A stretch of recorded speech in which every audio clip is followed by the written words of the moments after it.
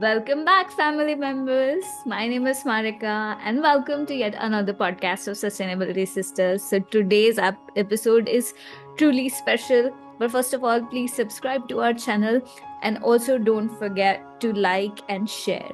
So, today we have such amazing speaker with us, and also coming up, we have a great list of speakers and such great educational content if you're interested in sustainability.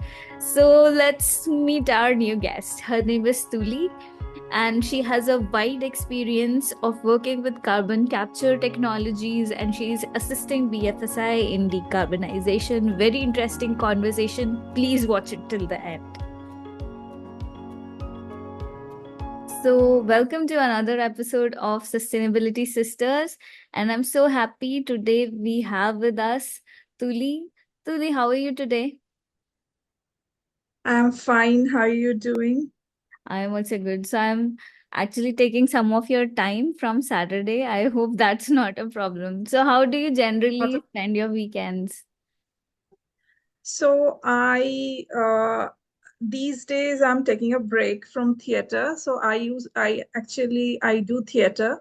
So Awesome. my all my Saturday Sundays are gone there, and it was so overwhelming until 2 months back that I decided that okay, I'm missing my other thing. So I just want to sleep and watch Netflix or other movies. I'm a big movie buff. So Nice. that's how I spent, but it has been, I was missing myself in the load of theater. So right now I'm just chilling, nothing else. Awesome. So you are, I didn't know, you're a theater person. So why do you like theater if I may ask? Yeah, that's I have been doing this for a while. It started with my stay at IIT Bombay. I discovered that I really like doing theater there, the PAF and everything. And I used to Okay. participate and I got many awards also. Wow. So and then I realized that in through theater we just get one life, and through theater you get to live many lives, and that is very, very intriguing. So I really like spending time thinking what other people has done, what a murderer has done, what an aunt has done. So like Wow. that. Awesome. Yeah, it's really important for us also to keep that creative energy alive. And I agree, IIT Bombay was full of all of these opportunities where we could also showcase our talent and our, yeah, even I was part of a play, not in PAF, but some other I forgot. Like I was part of a play where we did a funny skit, so I think it's still Nice. online. So awesome. So for our viewers, Tuli has been working in some capacity or the other for last close to 10 years on different projects like climate change and sustainability. She's also a consultant for a big firm. So Tuli, do you want to give a little bit of your introduction? Yeah, sure. I did my MSc and MTech from IIT Bombay, Department of Earth Sciences. Then I was working in field for a coal bed methane company. But then actually I decided to switch, and I joined IIT Kharagpur to do a PhD in carbon capture and storage. I did PhD, and then I did postdoc also. My topic was CCUS in India, the feasibility study. So all these things I've done during my PhD. And after that, I joined Council on Energy, Environment and Water. I was working there as a consultant. And then I left the job and got an opportunity to join Deloitte. And I have been working in Deloitte since it's more than 1.5 year. I am here. Awesome. Awesome. Tuli, that is quite an interesting journey. And so this is like pretty new CCUS, and then in India you took that up as a topic. So how challenging was that? It was very new. So I'll tell you why I did PhD in CCUS. So after MTech, I joined a company of coal bed methane in India. It was called Dart Energy. But at the same time, after a year or so, the oil and gas industry is very, very volatile. It still is. So sometimes you will see a lot of goon and lot of people they are hiring going on. At the next moment, you will see firing. Yeah. So I was out of job in a year, and then I got the trend. So I have heard this from my seniors as well, and I have seen what is happening during that depression of that Hmm. 2010 that period, 2009. So I thought that this is it. I cannot. I mean, I just cannot go on switching jobs like this just getting one job one day and being fired the next. Right. At that point of time, this climate change etc was just the buzzword. Yeah. And one of my friend who is now who has now become a very uh, icon of CCUS, Dr. Vikram Vishal. uh, okay, so he is my friend, a very good friend of mine. He told me that he just finished his PhD at that time from IIT Bombay. He told me that you should do something in CCUS, and I have been also thinking to get into the field of climate change. So I thought, okay, CCUS could be very good because he has done a remarkable PhD, and it was so inspiring seeing his thesis and his work. So I thought, okay, I can at least may not be like him, but I can do something. So I joined CCUS, but at the same time, IIT Kharagpur gave me an opportunity to be a part of European Union greenhouse gas management in mines. So I did my PhD not from geology department, from mining engineering department, and my PhD consists of different simulation of some aspect of chemical engineering, some aspect of mining, a bit of geology. So PhD in India is, it's all Yeah. about being interdisciplinary. Yeah. So I did that, and the GAG management in mines. It was a great learning experience. And since I thought, see, because oil and gas is going to go down eventually, I mean, even if it doesn't go down, at least my worry will be gone. Yeah. So, and CCUS is the only way for me to be in the field of decarbonization, because I am from geology background, and CCUS is the closest that I could move to. So I did it in CCUS, and it's been great ever since. Awesome. So it's actually your journey is also really inspiring, and I hope some of our viewers get inspired into working into CCUS. But but in terms of understanding what could mine do, is it really possible for mines to curb their emissions and really achieve the net zero that we are talking about? Yeah, so mines. What I was working on is European Union's project of greenhouse gas management in mines. The thing about mines is, mining is the biggest threat to environmental degradation. One Right. of the biggest, I wouldn't say biggest. So, but see, you cannot neglect that mining has to go on. Maybe Right. not coal mining, but even for, see, renewables, those Yeah. lithium ion batteries and etc., those critical mineral mining is now has become very imperative Yes. to live our daily lives when if it revolves around renewable. So Right. mining, the main thing is sustainable mining and greenhouse gas management. Yes, so there are many like ventilation. I did it for coal mining. So coal Mm. mine, I hope it gets obliterated. Not so soon in India and China maybe. But for coal mine, I'll start with coal mine. It's very different. For example, coal, is itself a source of this Energy. uh, dirty energy.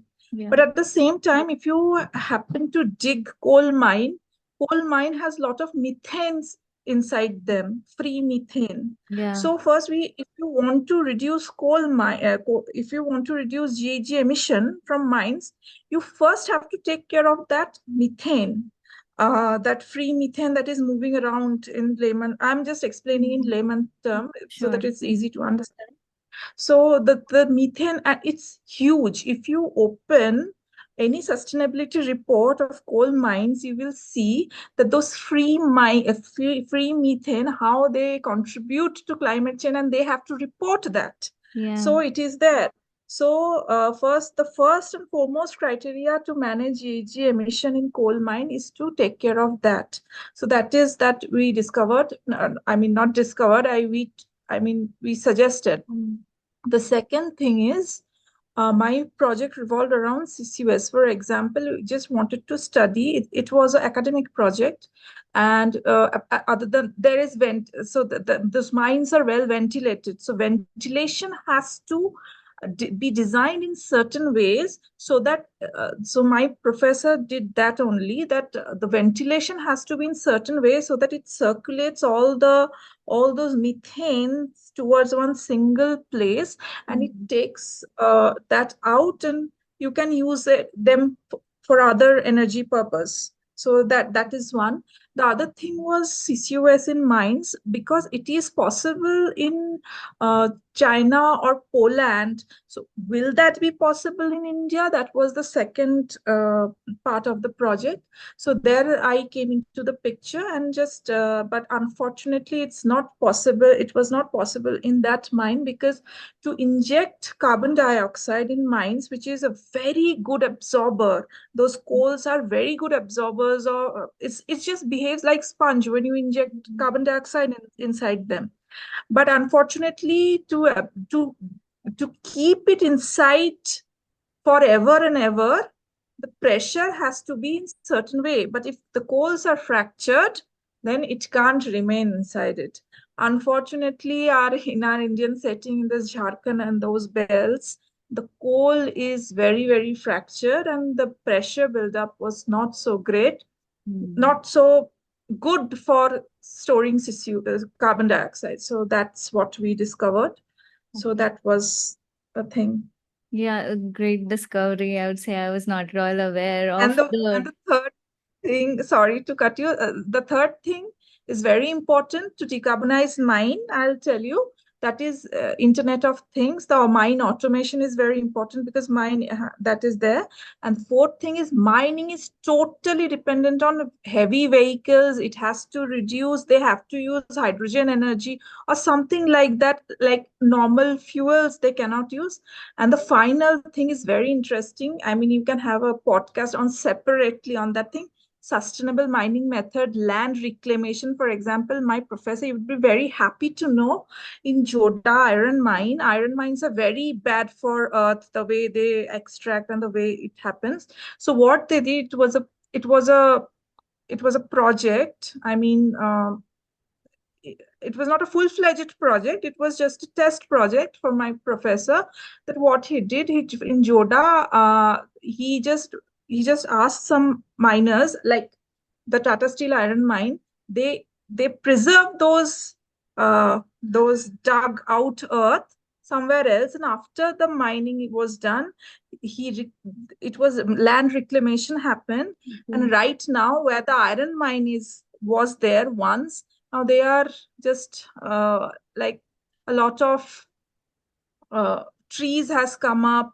They are literally वहां पे खेती हो रहा है. So you can understand the effect that a good mine reclamation can do. So these are So some this is ways to. after the mine has Yes, served yes. its period, then there are good practices. So that is Yeah. awesome. And I also heard like this kind of sledge, the mining waste that is getting generated is again getting recycled into the energy source. So that is also one. So Yeah, yeah, absolutely. Because, it was one of my studies in CW. For example, some for steel sludges, or many mining alkaline sludges. If my topic was carbon capture and storage, the storage part is done. But here also you can store in different way, and then use that for different purpose. For example, if some alkaline uh, byproducts are there from steel industry or say mining industry, what you can do basically, you can you can inject carbon dioxide and create some uh, some products that you can use for cement, you can use in making these roads. So all those byproducts that you can easily do. Interesting, because I learned like JSW, they have used a green bond against this target, that they're going to use this sludge again. So there's a new plan that is coming up, and which uses Hmm. the sustainability linked bonds. So interesting. So you are working in a really important space, which also actually is the requirement as of now, because if we want to move towards net zero in coming 10-15 years, so, do you feel like, do you have a knowledge that yes, the sustainable finance is moving in the direction, in the right direction, it is picking up pace in India? It is slowly with the new regulation. So previously it was like people were not so aware. So you have to understand the thing that the India is different from USA and UK. Right. Obviously you know that. So our per capita carbon dioxide is very, very, very, very less than. I mean, our Yeah. total CO2 emission will be higher. It has to be because we are a developing country, but our per capita emission is very less compared to that of UK and Europe. But the thing is that, having said that, we are also very responsibly moving this. Previously, although it was not there, but slowly with RBI regulations, you might have seen the RBI regulation regarding green deposit framework, or Yeah. you say that recent that regulation that is exactly like TCFD, the Yeah. sustainable Yeah. that framework, sustainability framework. Yeah. Climate So change with disclosures. Yes. Yes, yes, yes. I'm sorry, I forgot the name, but it is there. It's exactly like TCFD, the four pillars of four pillars of sustainability. So with that coming into picture, now the all the financial sector is a little is a lot more serious, and they are now moving in the direction of following those regulation. And for that, for example, I'll tell you, we do financed emission study. Financed emission, we measure financed emission for different banks and insurance sector or NBFC, BFSI sector Right. specifically. I work in primarily in BFSI sector. So the thing is that about what they are doing right now, they are measuring to implement some things, some measures. You first have to evaluate what is your emission and where those sweet spots are, where it can be decarbonized. So for Right. that, financed emission and emissions from own operations and even green deposit frameworks, they are being they, the banks and etc. insurance companies have become very, very serious about that, and they are measuring their sweet spots of emission. They're measuring their whole emission so that they can identify sweet spot. So yes, they are moving very well in India right now, and they have started. And Yeah. with the start, the amount of RFPs you will see, we call them RFP. So the amount of RFPs you will see from different nationalized banks. So first, nationalized banks will do. Then private banks are already in space. Then smaller organizations will come into picture, and that's how it will flow. So it's moving in a very good direction, in my opinion. Wow, great to know. In fact, the what I can understand is they are now setting up the baseline so that now they can slowly move Yes. towards more like maybe funding more hydrogen fuel cell research, or maybe other CCUS Yes, options. yes, yes, yes, yes, yes. I wouldn't name my clients. In fact, my clients are asking for, like these are all big banks. They are asking for products, like how they can design some sustainable products and offer them for loans. So that loan part is definitely not my area of research, but how they can design those products, what the products they can offer. So these are there uh, in their immediate Awesome. goals, low hanging fruits. Awesome. So India is also this is about climate change mitigation and carbon capture, but India also needs to adapt, because you see the summers have changed, the seasons are changing. So is there anything which our banks have decided towards climate change adaptation? Banks are basically, see, yes, I'll tell you about that. For example, banks, this is related to climate risk in physical climate risks we are talking Right. about now. So, for example, our country is very much prone to flood and cyclone.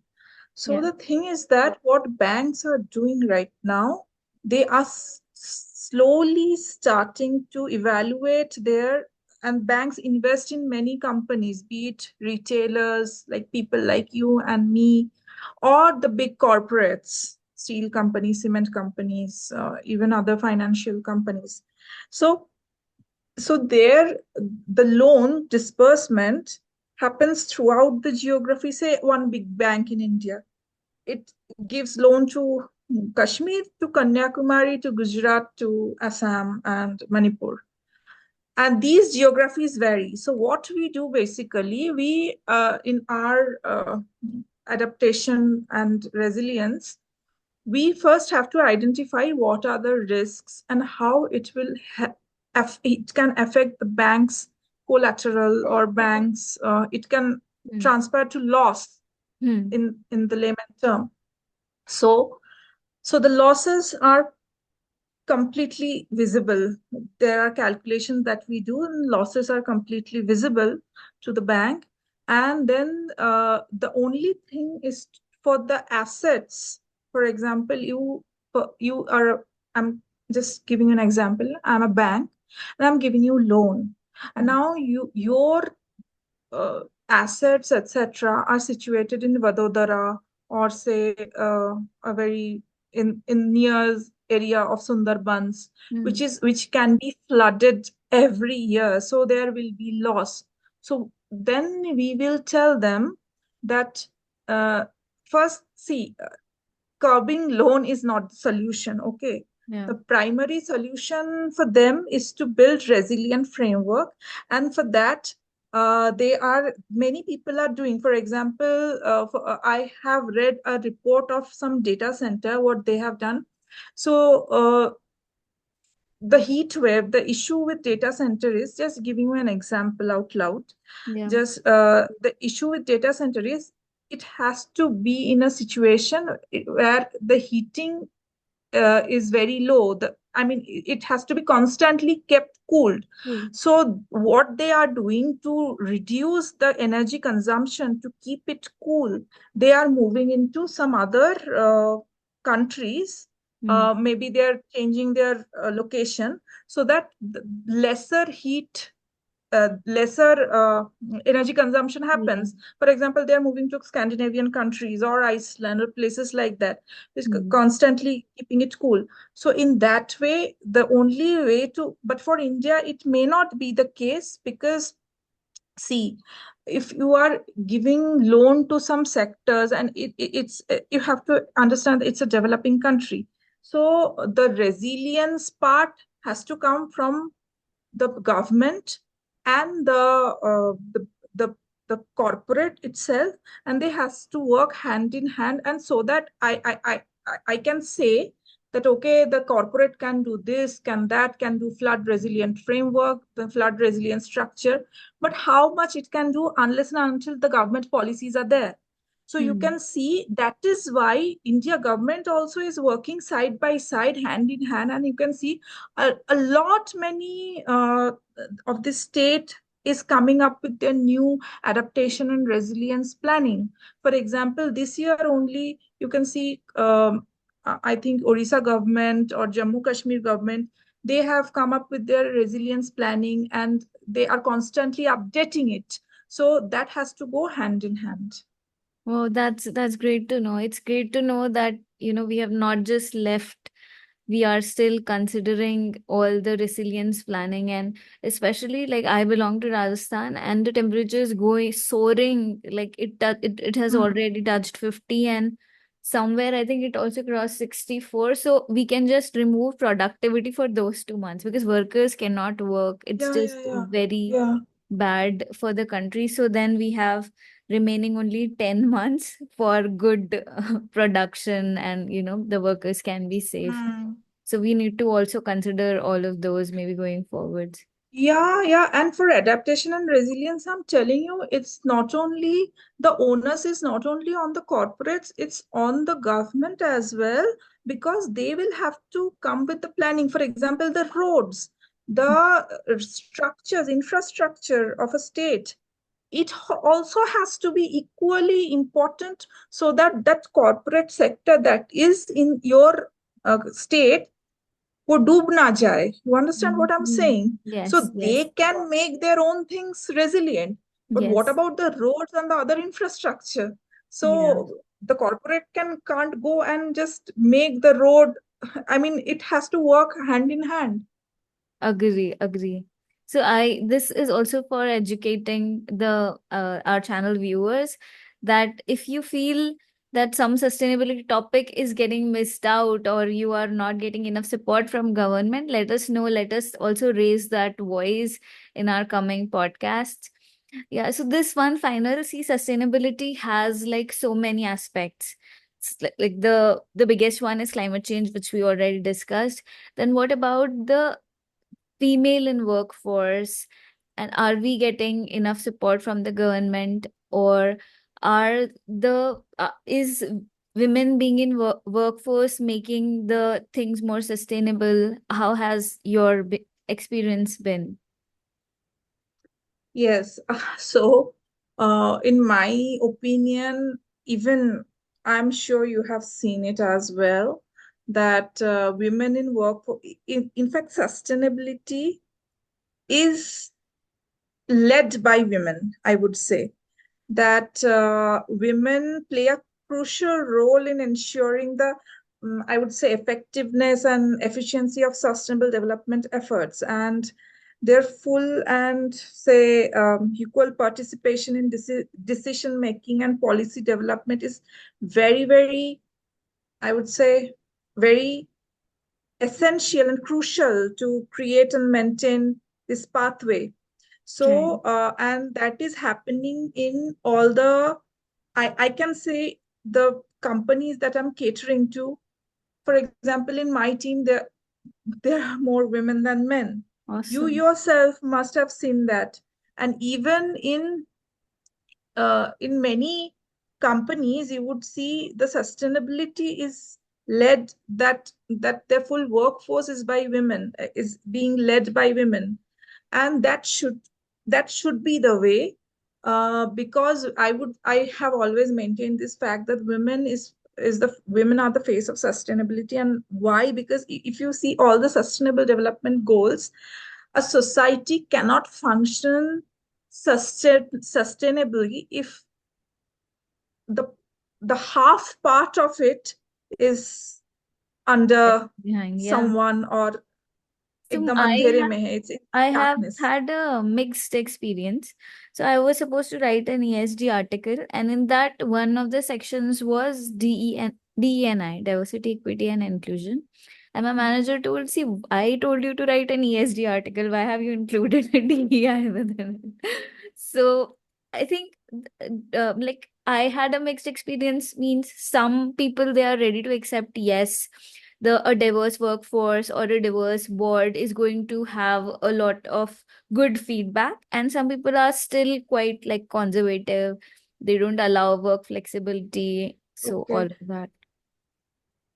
No, that is, it's very unfortunate. What can I say? But if you see, be it a war or be it any crisis, I'm sure you know that women are the forefront of taking the risk and are face it. For Mm. example, if there is war, women, and even the war that is going on, you see who are being affected by it: women and the children. Yeah. So women and the girls, even if you see UN articles, you can see articles after articles how women and girls face the severe risk from climate change and conflict, and Agreed. they go hand in hand. For example, if you can see climate change is now being considered one of the many reasons of security threat. I mean, it acts as just as a multiplier. For example, I was reading an article of a very eminent author of Marwa Daudi. She was saying, other than many policy situations, policy bad policies, Syria and that ISIS conflict, one of the many reasons is a drought and climate crisis and drought and agricultural loss that happened. People were out of jobs, out of food, people were hungry, and adding to that some bad policies, what led to rise of ISIS and the next thing we all know. So similarly, women and girls, as I was saying, face the are at the forefront of risks from climate change and conflict.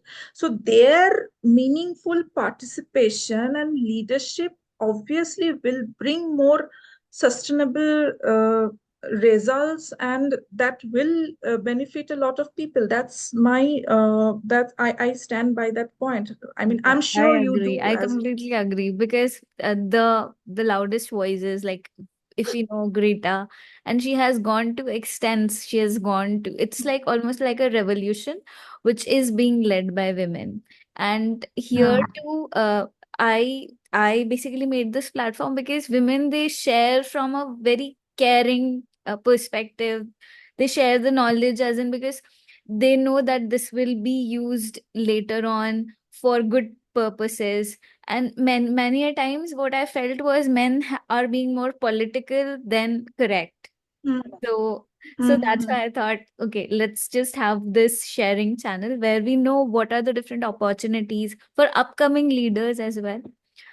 So yeah, so it was actually great talking to you, Tuli. We are close to same. our time, but it was really such a good learning experience. And this one reel I'll recommend for everyone to watch. And we hope to have you again on our channel. And we wish Thank you you, all the best. Smita. You are working on a really, really important area. And I also hope to see you in as one of the leaders who are leading our country in all of the CCUS Okay. and carbon capture technologies. So all the best to you too. It was great talking to All you. the best to you too, Smarika. Yeah, and Thank you can very you much. ask our viewers to please like, share, and subscribe? Yeah, sure.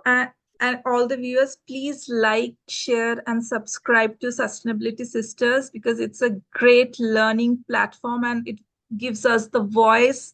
Yes. And Thank thank you you for so calling much. me. Thank you. Thank you. Totally love you. Thank you. Bye. Take care. Bye. Have a great Take Sunday. care. Bye bye. Bye. You too. Bye.